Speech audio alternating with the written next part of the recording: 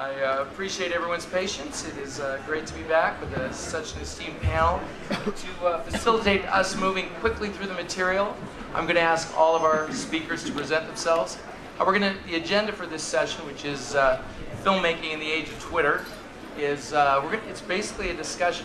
Each one of our panelists has had a role in grasping new technologies, incorporating into the filmmaking, distribution, and/or marketing process, and they all have a story to tell. What I'd like to have each of them do is briefly introduce themselves, in case the audience isn't aware of who they are, and then what we'll do is begin to delve more deeply into their specific stories. So, gentlemen, if you could introduce yourself, maybe talk a little bit about what you're doing and how particularly you're leveraging new technology, then we'll dig a little deeper. So, Chase, I'll start with you. Sure. Easy enough. I'm Chase Jarvis. I'm apparently electromagnetic. I'm a photographer and a director. I am Joe Gordon-Levitt, and I'm an actor. I hit record. I'm LeVar Burton. I'm a hyphenate, actually. I'm an actor slash producer slash director, and I love new media. And I love gadgets. I love toys. Kind of low tech, but it works. Marcin Teodoro, co-creator of the 30-Day Feature Film Challenge. Make it simple, we did a movie in 30 days. Concept and production. Right. Joe, I would like to talk, I'd like to hear a little bit more from you first. You've been sort of a phenom at the show this year. If you wouldn't mind delving into some more depth in terms of what you're doing with the project. Sure. It's my fourth time here at Sundance. I've acted in a bunch of movies that came here, and I'm in a movie here this year called Escher. Last year was 500 Days of Summer. And this year I get to do something really, really close to my heart. It's this project that has been evolving for about 5 years now that I started. It's called hitrecord.org. Basically, I'm lucky enough to get to the point now as an actor where I can get projects off the ground instead of just being an actor for hire. So I figured when starting a production company, rather than just working with an insular industry in Hollywood through, agents, etc., why not open it up for anybody and to come and collaborate with me. So I melded it with this website that I had started 5 years prior as more of a hobby, just a place where I was putting up art of mine that sort of slowly evolved into an art sharing community. And in 2010, we've developed into a full-fledged production company.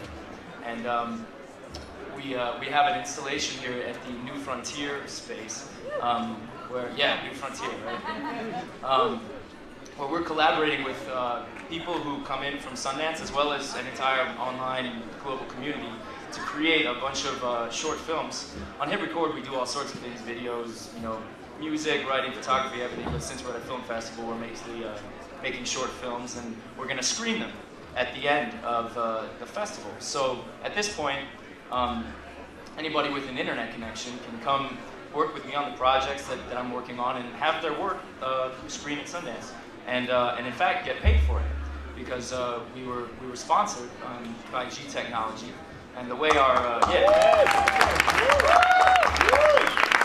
the way our business model works is that we all collaborate to make things, and then I personally choose the stuff that I think could work, and then I use my position in the industry to turn it into money-making productions. And if we're able to turn a profit, we split that profit 50-50, half going back to the company and half going to all the artists who help to contribute to make the work of art. So, so right now, people have the chance to come and collaborate with me and on the projects that we're doing and get paid, have their share of the sponsorship money from G-Tech. And that's awesome. Yeah, Joe, as I recall, I think we have a couple videos lined up on the web. Yeah. Do we want to jump into those now? Sure. So I'll show you one that's it's kind of the closest to done. It's not done yet. We're still scoring it. We're still in the middle of doing a final cut of it. But it basically started as just a short story that a woman in Ireland uploaded, and then I liked the short story, so I did sort of a voiceover reading of it, and then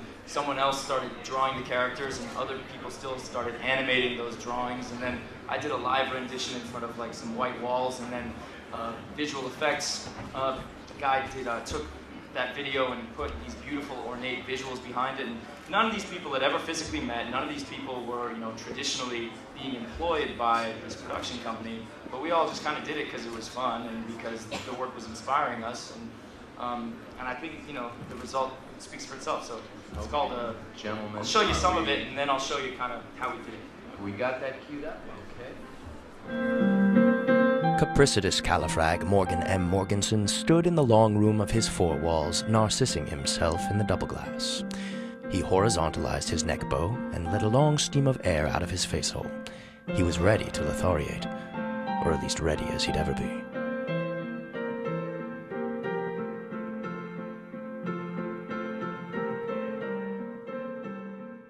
The eat room was all a-shadow with the tiny flames of wax sticks. Our man Morgan unstood onto a person holder and waited as the time-teller ticked and talked on. Tardily, the saxifragus personette swavered through the wall hole. Her head front was poly-painted with faux face, lips cherried to the max, sea globe hairs emplussed to twin the limbs of arachnomonsters. Morgan lip-lifted, twittery at the personette. He re-stood and presented her with a person holder, upon which she speedily settled her back cushions. "Merry pre-night," tittered Morgan. "You look verily procreational." "Why, thank you, Triple M, as do you. Soaped and suited, you are quite the sea treat." Morgan pinkified as the food-bringer apparated, penguin-dressed. The gent was simply seeable as a scog, his down-looking head front formed as if he ever had a face-hole full of sour yellows. The eat-room paid slave person-pawed a duo of eat-lists to Morgan and the personette, then disapparated. The potential procreators sea-globe scanned the eat-lists chatlessly. They picked their eat-plates, and the food-bringer reapparated, primarily enquesting Morgan on his desire-rated eat-plate.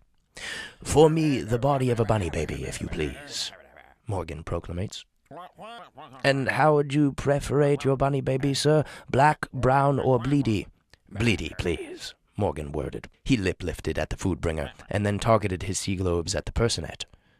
He was shocked to see her sea-globes dripping a little salt liquid. "And for you, personette?" enquested the food penguin. Blub hiding, she unquested. "The herbivorous option for me." Morgan spit-swallowed and loosed the top flaps of his chest-coverer. The food-bringer held in a snorkel-flilt and worded, "And for wet?" "For liquid, we will have the juice of old red grapes, please, very old." Morgan speedily shut a solo sea globe at the food-bringer. Short film, and it's really coming along. We're almost done. We'll screen it at the end of the festival. And, I mean, so for example, like those flowers that were just coming off of the personette. Those flowers were just from a photograph that someone was taking in their garden.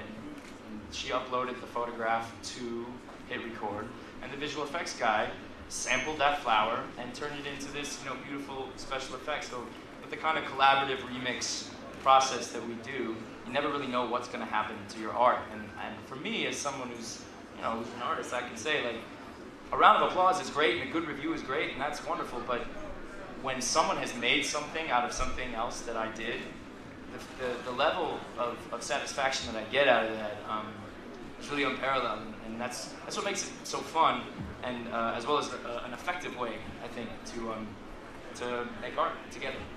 Awesome. Is there do we want to move into a second one? Have you got one, the other one queued Well, up? we were going to show, yeah, so we have this like little 1-minute clip that I didn't cut. No one in, you know, the 4-person company of Hit Record, we didn't cut. It was just someone in our community cut it together. They took a lot of the different resources that went into making that short film, and she cut it into a little montage. So put that up so you can kind of see the elements that led to that. Say we're all going to make a short film together. Someone might write a story. Morgan M. Morganson's Date with Destiny. Someone else who likes that story might start drawing the Lips characters. cherried to the max. If he ever had a face hole full of sour yellows. Someone else still might animate those characters. He was ready to Lothariate, or at least ready as he'd ever Still been. more people might act out a live rendition. You look verily procreation. Why, thank you, Triple M, as do And you. then more people might make music and do the editing and the titles and the mixing and the remixing, all coming from different artists from all over the world.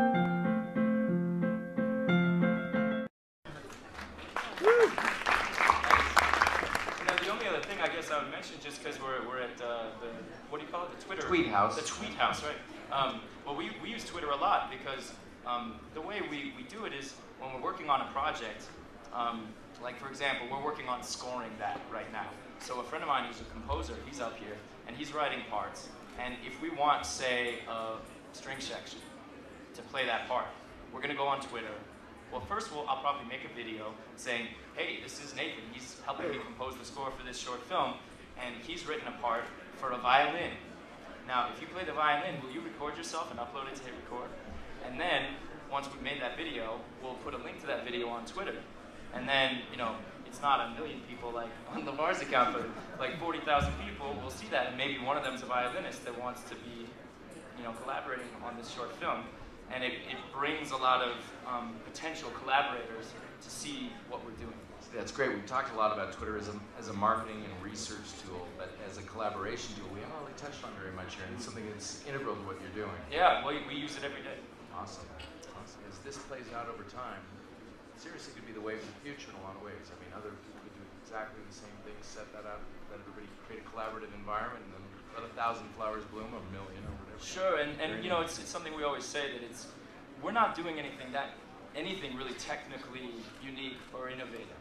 It's not about that. I'm not a tech guy. I'm, you know, been an actor for 22 years, and I like to make things. So to me, it's about the art itself, and it's about the people making the art. And sure, might other people kind of use similar techniques? Absolutely. Just like lots of people make movies. You know, lots of people use Twitter, but you are using it in an innovative way. Twitter is not particularly super high tech, but what you're doing with it, you're taking a new platform and leveraging it to a very useful end. Thank you. So, LeVar, let's jump onto you. Can you talk a little bit about technology and what you've had some real pioneering use of digital? Let's hear about it. My connection to Hitachi is, in my life as a filmmaker, I directed a film 2 years ago called Reach for Me. And we shot it in 4K, and we posted it in a digital medium, and we exhibited it in 4K. So we never came out of the digital realm, and all of the medium all the media we shot was stored on the Hitachi G-Ray drives. So it was really cool for me to come here and meet these guys. You're fucking geniuses!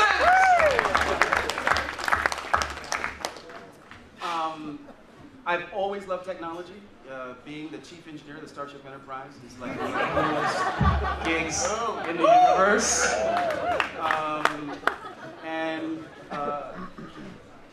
And I think what draws me to social media is the opportunity to connect with people. For me, social media is about connection. And I feel like as a filmmaker, as an actor, as a producer, I get to conduct a conversation every day with people who are predisposed either through Roots or Star Trek or Reading Rainbow. Any Reading Rainbow fans in the house? I get to conduct a conversation with people who have LeVar in common. And when I have, like, I just started a company, my business partner, Mark Wolf, is standing over there in the wings. When Burton Wolf Entertainment has anything that we want to say, we have an audience of 1,600,000 people that we can talk to, we have access to, and this is a conversation that is absent gatekeepers. I don't need a studio, I don't need a publicist, I don't need anyone's permission to have the conversation. I get to say what I want, when I want, how I want to. And that's unfiltered. In an unfiltered manner, that's a powerful, powerful tool. Yeah. Chase, let's hand it off to you. I just wanted to kind of segue with what LeVar was talking about. I mean, I think there's a reason, aside from a couple of megastars on stage, this place is full. Not me and him. But it's because this is the next era of filmmaking. Using social media as a distribution channel is the democratization of what we're living in right now, of creating material. And never before could you do something without permission. I mean, LeVar, when he started filmmaking just a couple of years ago, he had to get selected, and someone had to give him permission. He was selected and went through a really arduous process, years of training, and that was what made it possible for him to appear in movies. Now, that is entirely absent. Not one person in here requires permission from anybody to put up whatever content they want. They can have a YouTube channel, a website, a blog, and a Twitter handle in 10 minutes. That's exciting. I think, should we celebrate that just for a second? And that's fucking cool. to jump on the G-Tech bandwagon like these guys are, but what's interesting is that I'm starting to see it, and probably you guys are too, I don't know, I should ask you, but that companies are actually understanding that and getting out of our way. They're facilitating our ability to do that, and that's remarkable. There used to be a really antagonistic relationship between the artist and the company, whether it's the camera manufacturer or the producer. Or it was always. Look at these guys. Hitachi has a pro version of the drive, but they're also launching a consumer version of the drive as well, because they see that it's a business model that has a future. Right, and I respect, G-Tech we've talked about a couple times, but there's a lot of companies that they're changing the way they work, and that's good for us. It's good for everybody in this room. It's good for art. It's good for art. Amen. Well, just hovering a little longer here on you, Chase, that first of all, I'd like to mention that Chase and Alex were instrumental in helping us make this event happen, so I really want to thank you guys. I mean, from the Seattle contingent here, but one of the things that we've got someone else, Barry, I don't know if you're here, who's very passionate about this sort of the DSLR phenomenon, how that's the filmmaking, how that's democratizing filmmaking at a very high level of quality. And that's a passion of yours. I'd like to hear you talk a little more about it. Sure. The short version is that I was the first photographer on the planet to get to use an SLR, a DSLR, an HD SLR in the world. And I got the Nikon D90 about 6 months before anybody else. I shot the campaign for them. And there's an interesting side note that really segues well with the social media stuff, is that when I was approached to shoot the campaign, it was like a global campaign, yada yada.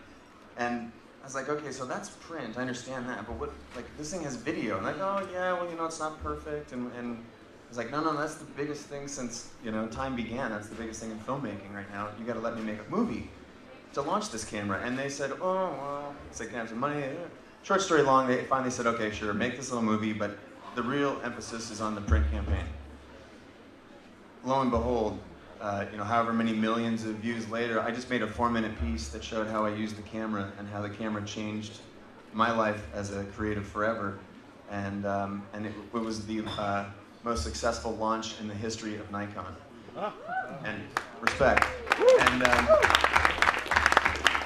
And they didn't know what hit them.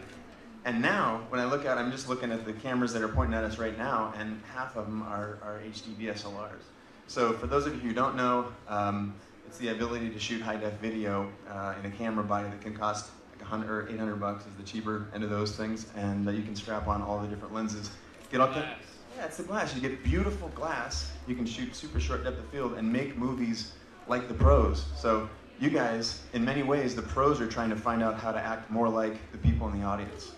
That is killer. So Marcin, let's talk a little bit about what you guys are doing. Quite again, there's a little bit of crowdsourcing going on, as I recall.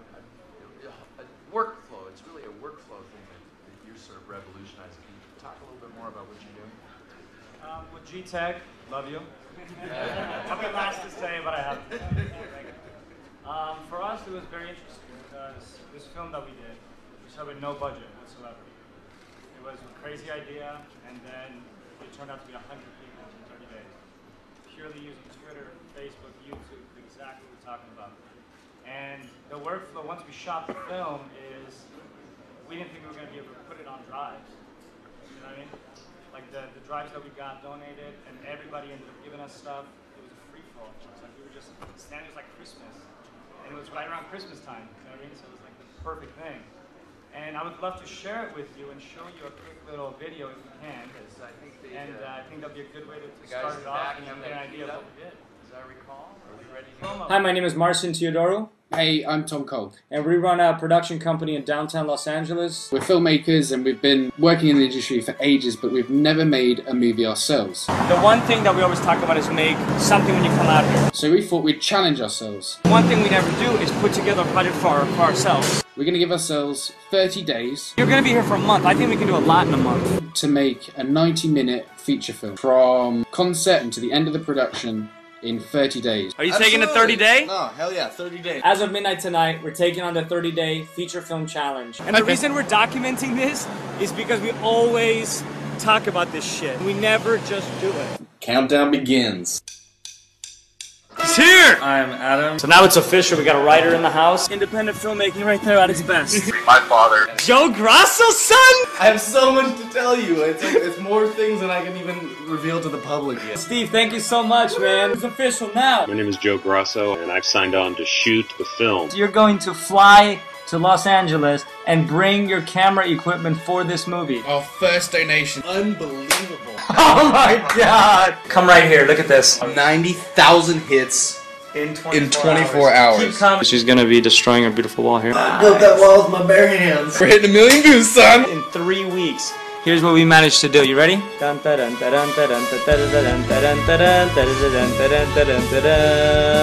is the Nuggins. Thank you, everyone. You know who you are. Fantastic. You just finished the script. Rizzo! Hi, I'm David Escobar. I'm the co-screenwriter of Batman Begins, The Dark Knight. I think it's a really cool idea. I think it's absolutely mad. Yeah! Hello, my name's Paul Andrew Williams. My name is Art Aronson. I've volunteered to be a part of this wonderful project. Neela Newcomb, script supervisor. From Scotty V, Plaster City. Just want to help these guys out. Hey, this is Matt Williams at Windancer Films and Marching. I want you to know I'm cheering you on. Hi, I'm Pete from G Technology. We got some presents for you. It's an early Christmas. The 30-day feature film challenge rocks! There's our budget right there for the movie. We have Victor Brown, our official lead. We're documenting everything, so I hope you're okay with that. Woo! This is our living room, Aaron. Awesome. We'll make the best movie possible. So you guys just have to ask. That is the whole key to this. Closure, damn it! See ya! Action! Cut. Action. Cut.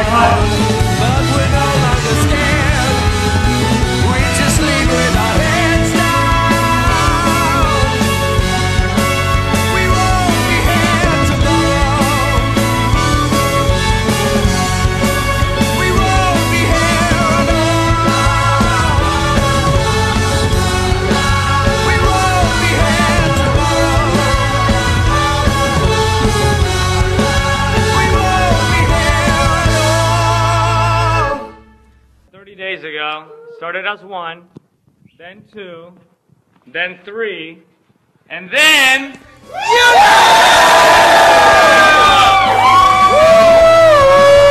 it is, right there.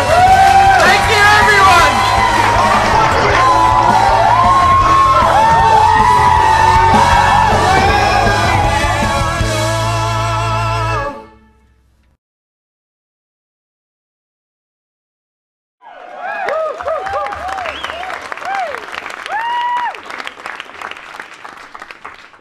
So this model, you created a fairly revolutionary new model for making a film. What's next for it? Yes. That's a good one. 14 all-nighters. Honestly, the one thing that I think is the most amazing part is we actually did 2 movies. Because we have a feature film, but I think for the filmmakers out there, the documentary of the making of, which you saw there, is I think the most incredible part, because it really allows people to now see how we did it and how we incorporated all these different social media network sites.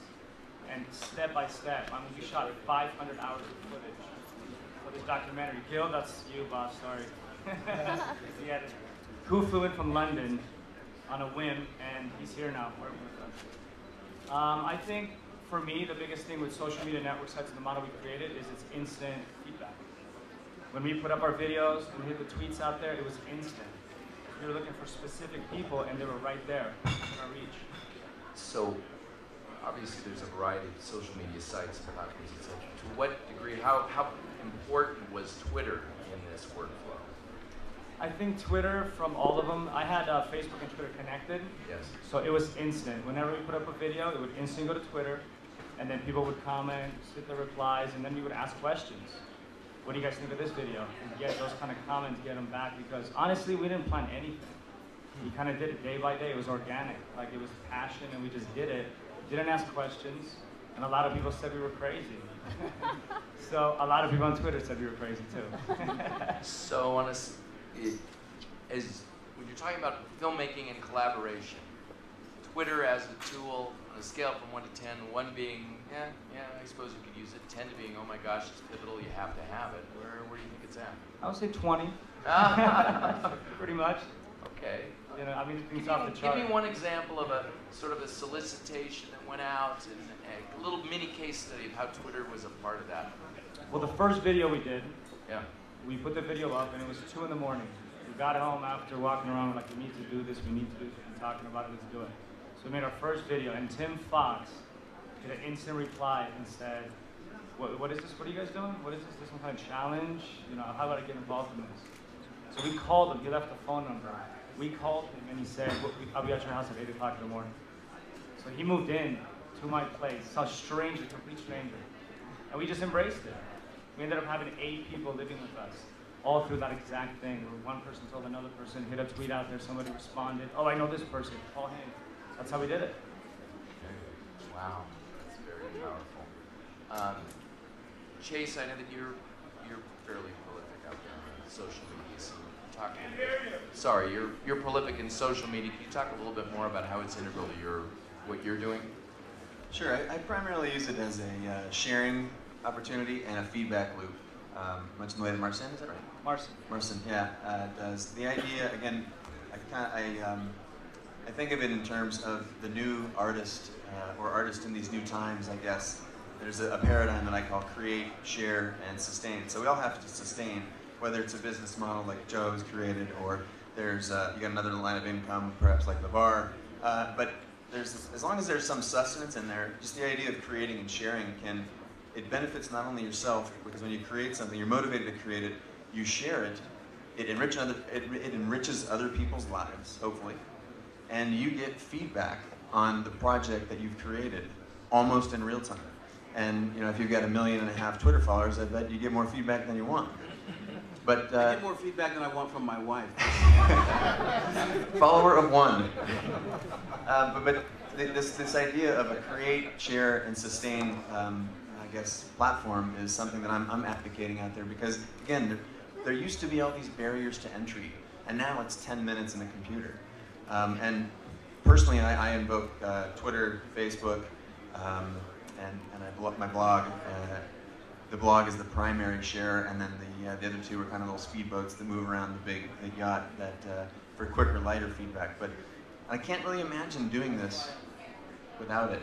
It would be back to the old model where there's someone who's just picking and choosing. I mean, in the photography industry, for example, you can't get your work out there in any meaningful scale. You can walk around and show people your portfolio in New York if you can get an appointment. And now, there's literally no barrier. It scales instantly, and if you're putting out good work, there's this kind of reward based on the quality of work, or just interest maybe. Quality is subjective, of course. And that is really remarkable, that if you're putting good stuff out there, more people will watch it and they'll tell their friends. I don't know, that's kind of how I use it. I have one thing I would like to add to that. Yeah, go ahead. For us, one of the very interesting parts was we ran 24 hours a day. I mean, we pretty much slept, whenever we could. But me being Polish, we had a 24-hour network because it's 9 hours ahead. So when we were supposed to be sleeping here, they were promoting out there. So they were doing the tweets, they were doing the different, social media network sites. It was a 24-hour network, which that was the part for me that was just incredible. Because we would go to sleep, wake up, and there would be 100 messages from all over the world. We actually had 46 countries that were involved in this project, all in all. And thanks to everyone, and Tom Cole and Aaron Grosso, you guys are incredible. Without you guys, there would be no film, and everybody else that was involved. So if you're watching, honestly, guys, incredible.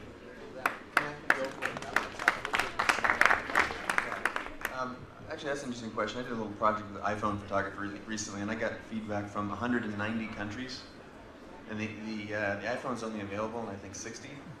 That tells you how engaged the whole planet is in social media, not just us. And actually, I had a question for Joe. Is like, when you are working with people and they're submitting stuff to you, how is it just within the borders of the U.S. or is it really global? No, the woman who wrote that story is from Ireland. The guy who did the special effects from Scotland. And the animator was from the UK. So it's really actually only right there. No, it is really fun that way, and it breaks down the borders. We have everyone from the Philippines to New Zealand to everywhere. And it's really not about that. And that's a further reassurance and sort of, I think it brings out the best in humanity when you see like really these countries. You know, imagine there's no countries. It's easy if you try. Anyway, but it's really true. You know, it really doesn't matter where you're from. There's even people in different languages. Some people will subtitle works for each other, write transcripts and stuff, so that other people can share. And it's one of my favorite parts about Hit Record is how worldly it all is. Yeah, saying you're sitting around with your co-conspirators. I want to know where you're sort of ahead of the game, is what I'm asking. So when you're talking to your you know, the other people in your world. How about you start with Marcin?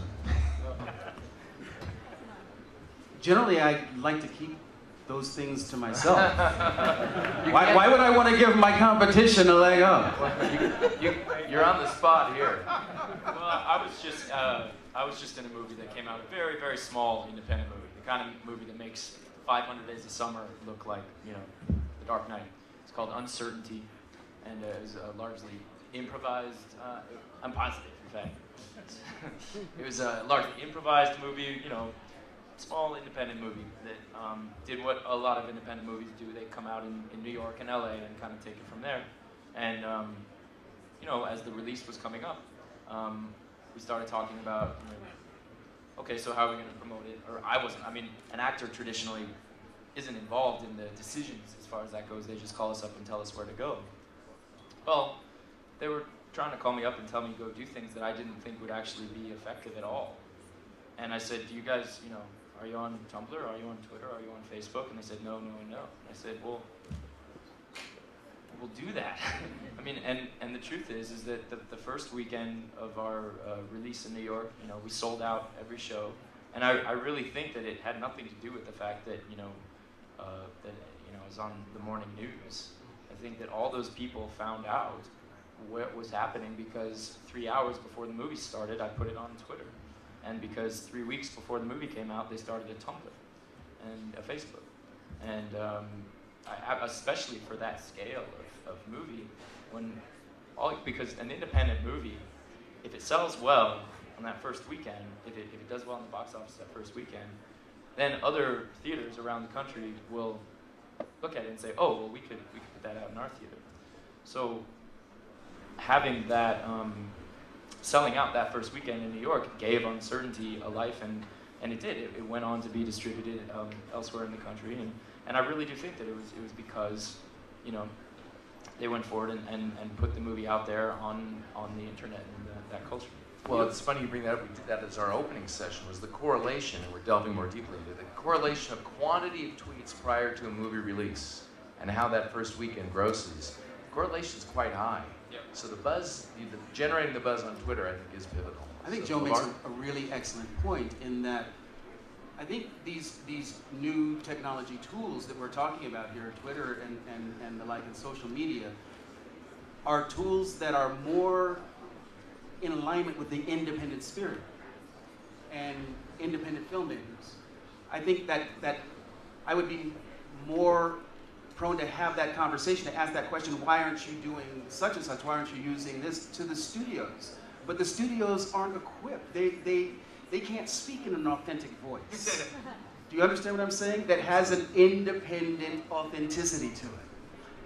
And so I think that these are tools that have migrated their way into this space, filmmakers that come to Sundance, because they are tools that we are more prone to adapt and use in our lives. Sure, like Fox has a Twitter, but who follows Fox? Who follows Fox? And who is the voice behind the Fox Twitter feed? Who is that? By the way, I follow Fox Searchlight. We put out 500 Days of Summer. They're awesome. No, I don't. Yes, I do. I thought I might open it up to the audience for a question or two before we wrap things up here. Based on the story that you just mentioned, one of the people I love to follow is Brent Spiner, who actually created personality in his tweets. Brent is using Twitter in a way that I don't think anybody is, in that he's writing Twitter novellas. And was that very short story? Yeah, very short stories that are wild and wacky and completely out of his imagination. And I think it's a brilliant use. If you're not following @Brent Spiner, you should. He's really out there on the edge. My friend was doing a haiku. Yeah. Regular tweet haiku. Yeah. It's a fantastic way to communicate. Is that something you recommend for someone, a writer or a filmmaker? That's the conversation that we've been having. There's no one that can stop you from expressing in your authentic voice. And if you really connect to the artist part of yourself, it doesn't matter if one person or a million people. It feeds your ego, you know, if a million people are reading what you write. But if you really enjoy the process of creativity, it doesn't matter. You know, once you post it, you let it go and it's out there. Can we maybe run down everyone's Twitter handle so that these folks out there can follow us? Circle Films. LeVar Burton, Levar Burton. I'm Hit Record Joe. And I'm just Chase Jarvis. Okay, question. What is the socialization of creativity doing to stardom? Fuck stardom. She's stupid.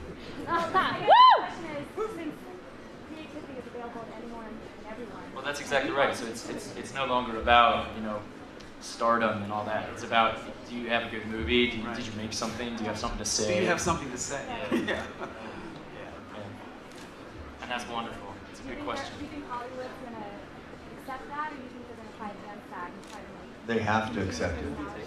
Hollywood has to accept it. Which is why Hollywood is actually, you know... It's right there, back there somewhere. Hollywood movies are better these days, I think. The big Hollywood movies, I mean, you know, obviously there's still bad ones, but if you look at movies like, even the big Hollywood movies like The Dark Knight or, you know, Iron Man, or I think Hollywood's in kind of a good way right now. They're making some better movies than they used to because they have to. They don't have such a captive audience anymore. Yeah, and there's that elevated creativity across the board, which none of us would be here if it wasn't for pure art. And now that level is rising, Hollywood's both forced to compete, which is really cool, that independent filmmakers can compete with a Hollywood film. You know, a $10,000 or $100,000 budget can compete with a $100 million budget, and it's making better art all the way around. I'm not the guy. I just took his job for a second there. I'm sorry. Good job. Better than I am. Jesse. Of all the tools out there, Twitter, what tools do you wish existed that don't yet already exist? Twitter tools that we wish existed that aren't there yet. For your genre. For whatever you're doing. I guess it's sort of what's missing from the Twitter clients or now. I'm just beginning to experiment with audio tweets. I'm having a good time. I sent my first audio tweet right before I came here to Sundance. I'm going to experiment a lot more with it. I think it's a pretty cool way to express yourself, and I'm looking forward to getting that empirical research and feedback from my followers as to how they experience it as well. I'd say live, real-time editing. Right now we can do it beautifully with photographs on camera. I got a little iPhone app that I'm going to plug right now called Best Camera, and I think when that comes out with video and we can make real badass films in 2 minutes on this little device, and we're within 6 months of that. I'm not kidding. It's going to be a total revolution because it's not just shooting a clip of Joe and then sending it to my wife. Isn't he hot? Check it out, honey. I made a little film about it, and I can do it in 3 to 5 minutes, and that's going to really change things. Oh, let's project out. 5 years from now, what are we seeing? Wow. I think we're going to see further democratization, and you guys jump in at any time if I'm blowing this, but I think we're going to see further democratization of creativity. That's a huge MO for me. I mean, obviously creativity is the base level, but there's all these other things that are really inspiring to me, and I'm hoping to do the same. That's going to be the major one, is that we're going to see unbelievable films coming from people that you've never heard of. Unbelievable acting performances, unbelievable music coming from sources that weren't possible. I also think, we've touched on it a couple times, sometimes in a joking manner, other times not. It's really hard to be friends with Fox Pictures or Fox Searchlight. And I think the companies are really becoming smart. There are a handful of companies, many have been mentioned today, that are getting smart. And they really want to enable the artist. And I know, who just did a film that was underwritten, was Spike Lee or someone just did a film that was underwritten by a big company, and they basically got out of the way. I'd like to see more of that, and without being beholden to the company.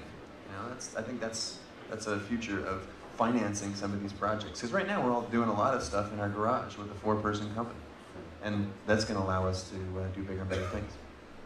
5 years, LeVar, we're...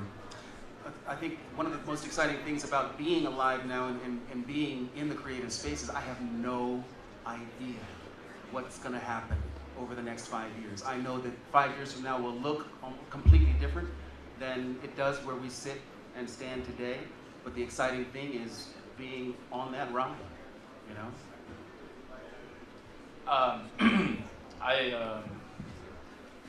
I don't know exactly how the technology is going to work 5 years from now, but what I think is most interesting to me, and why I'm so excited to be alive right now, is the art itself. I think it's getting better and better and better. And even though the music industry is changing a lot, and the movie industry is on the same path as the music industry was, those are just industries. The art itself of music, I think that we're living in a golden age of music and movies and television. The actual creations are so good. It's like, it's like when I talk to my parents about the late 60s or something like that. You go, damn, in 1 year, the White Album and Beggar's Banquet and an 8.5 all came, all these great, and I think that's, when I talk to my kids, I think there is going to be something said about what's happening right now, just creatively. And yes, the technology's behind it and driving it, but I'm just excited about the art itself. I think I would like to add to that, Joe. I think you said a great point, which is that the art's actually getting better, music's actually getting better, film, making a film in 30 days, and it's a damn good film. The fact that it's getting better really has a lot to do with how fast information moves. Let's see the trailer. And the speed at which information moves is underpinned by these social networks that we're talking about. Because when LeVar tells 1.6 million people to watch this little clip and give them feedback, it's done. And then someone in Germany sees that and they riff on that. So the quality through conversation it's kind of like the rising tide is floating all the boats. I think for me, 5 years from now, the collaboration with the technology, I think that's going to be the best part. I really think that everybody is going to be able to do what all of us want to do, which is tell stories. And storytelling will not change. The need for good stories will always be there. Storytelling is storytelling, that's right. It's an innate part of the human experience. Yeah. It doesn't matter what the toys look like. Yeah. If you can't tell a story, then then you're dead in the water. Well, would you like to see the story I'm trying to tell? Yes. That's it.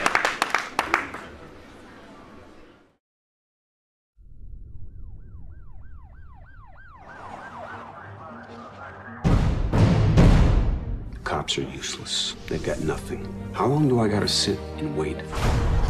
I want to find out who did this. Robert, nothing can bring them back. Why? These are not the kind of people that I or anybody else want to deal with. I want the killer just as bad as Robert does. We can walk away. No, I need this. All we need is one confession. All the information's in there. Confess! Bring your ass back in there! We agreed that no one was gonna get hurt.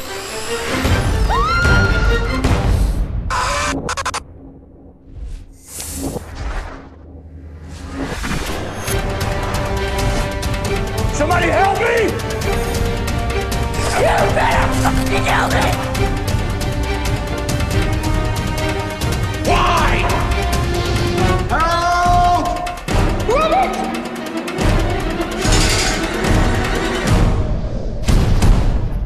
I'm gonna finish this.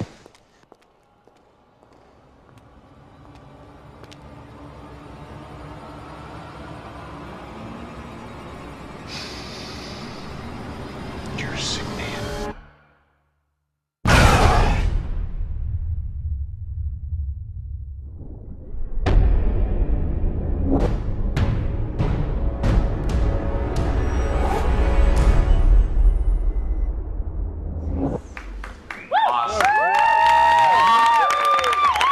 I do have one thing to say, and this is for everybody involved, is we did it!